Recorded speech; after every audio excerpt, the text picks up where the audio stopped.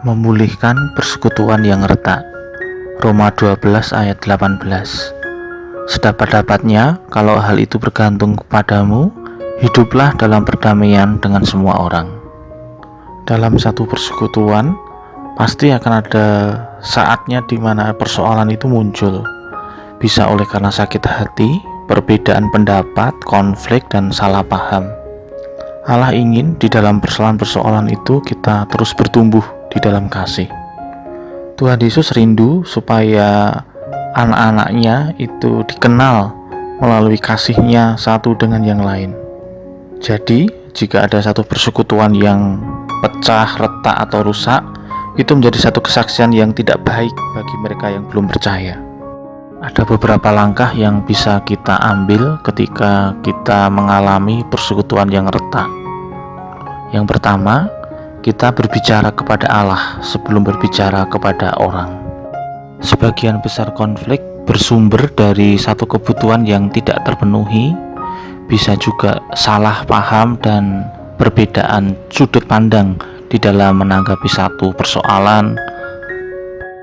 Dan bila kita mengharapkan seseorang atau teman atau siapapun anggota keluarga untuk mengerti seperti yang kita pikirkan, kita pada akhirnya akan kecewa dan sedih, karena tidak ada seorang pun yang bisa memenuhi semua kebutuhan atau memahami satu persoalan dengan setepat-tepatnya kecuali Allah. Saat kita punya persoalan dengan saudara seiman di dalam satu persekutuan, marilah kita yang pertama datang kepada Allah di dalam doa, mengungkapkan semua apa yang kita rasakan, apa yang kita pikirkan kepada Tuhan. Kemudian yang kedua, kita mengambil inisiatif. Tidak peduli apakah kita yang melukai atau yang dilukai, Allah ingin supaya kita mengambil langkah pertama di dalam menyelesaikan persoalan.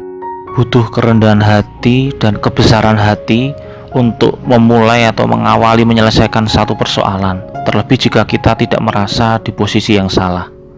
Yang ketiga, kita mengembangkan sikap simpati dan empati, menggunakan lebih banyak telinga dibandingkan dengan mulut kita.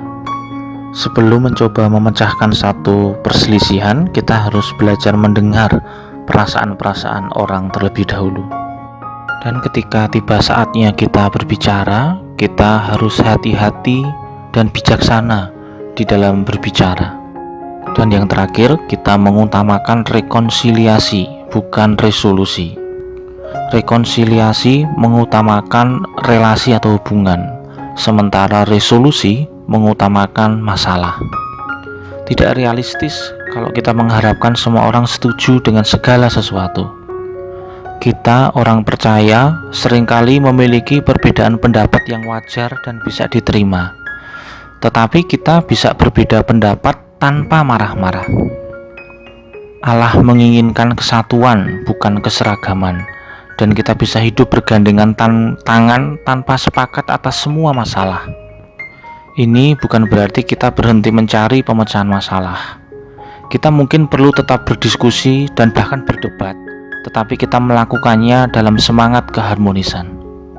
Sekarang, mari kita lihat, ada tidak persoalan yang kita miliki dengan salah seorang saudara di persekutuan kita. Jangan menunda untuk segera menyelesaikannya.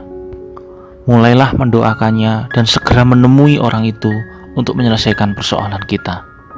Kiranya renungan menjadi berkat bagi kita. Terima kasih.